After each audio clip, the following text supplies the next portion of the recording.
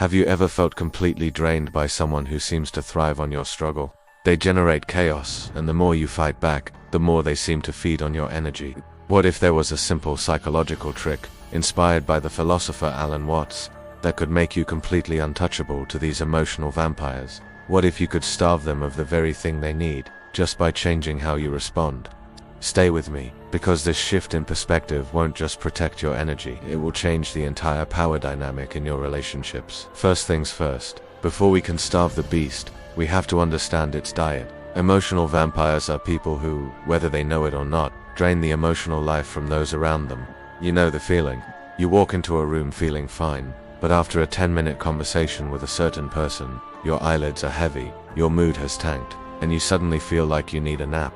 These individuals are masters of generating chaos. They get your attention by provoking an emotional reaction. Your shock, your pity, your anger, your attempts to help this as their food. One of the most common types is the victim vampire. Their whole identity is built around a story of suffering. If you had a bad day, they had a catastrophic week. They aren't looking for solutions, they're looking for sympathy, which they use as a form of control. Their signature move is the guilt trip, making you feel responsible for their unhappiness. Another type is the narcissist, whose motto is me first. They hog the spotlight and demand constant admiration. Then there's the controller, who obsessively dictates how you should think and feel. The common thread is they refuse to take accountability for the drama they create. They don't want peace. They need your reaction to feel alive. But what if you could just stop giving it to them? This brings us to a profound idea popularized by the philosopher Alan Watts, often called the backwards law. In a nutshell, it suggests that the more you chase a positive feeling, the more it runs away. The more you desperately try to be happy, the more you notice you aren't. Watts used a brilliant analogy, staying afloat in water. When you first learn to swim, your instinct is to panic and flail your arms. This makes your body tense, and you sink. The moment you relax and trust the water to hold you, you float effortlessly. This same principle applies to our minds.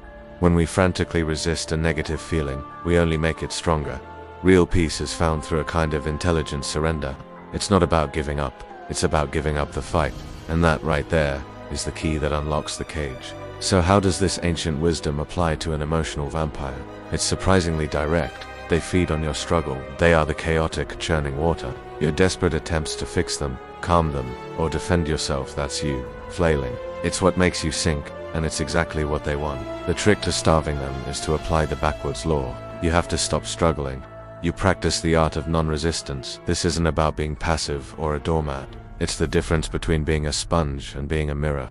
A sponge absorbs everything. When the emotional vampire unloads their drama, a sponge soaks it all in. You take on their anxiety and anger. You jump in with solutions or validation. Each of these reactions is a form of payment. You are feeding the beast. A mirror, on the other hand, simply reflects. It doesn't absorb or judge. It just shows what's there without becoming it. To become a mirror is to practice neutral witnessing. Here's how it works. The victim vampire says, "My life is a total disaster, and nobody even cares." A sponge reaction sounds like, "Oh no, that's awful. I care. What can I do?" You've just absorbed their chaos. The mirror reaction is to say, calmly, "That sounds like a heavy weight to carry. See the difference?" The first response jumps into the water with them. The second stands on the shore, acknowledging their struggle without joining it. "There's nothing to feed on. Let's try another." The controller vampire says, "You're being way too sensitive. Just stop overreacting." The sponge reaction is to argue, "I am not overreacting. Now you're in a power struggle." The mirror reaction is, "I hear that you see it differently." Or even more simply, "I'll think about that." You acknowledge their reality without accepting it as your own.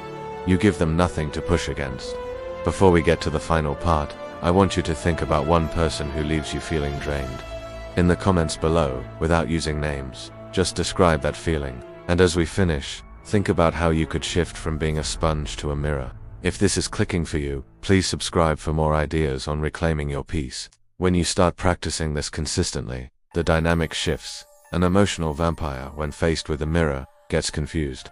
Their usual tools, guilt, manipulation, drama, just don't work anymore. At first, they might even escalate, trying harder to get a reaction. But if you remain the mirror, calmly reflecting without absorbing, they eventually face a choice. Either deal with their own energy or go find another source. And more often than not, They'll go looking for someone else who is still willing to play the game. This is what it means to become untouchable. Your peace is no longer dependent on someone else's behavior. You realize that no one can bother you unless you cooperate in being bothered. By applying the backwards law, you're not being cruel, you're practicing the highest form of self-care. True power isn't in fighting battles. It's in a wisdom to know which battles aren't yours to fight. Stop flailing, let go of the struggle. In that stillness, in that non-resistance, you will not sink. You will float, and you will be free.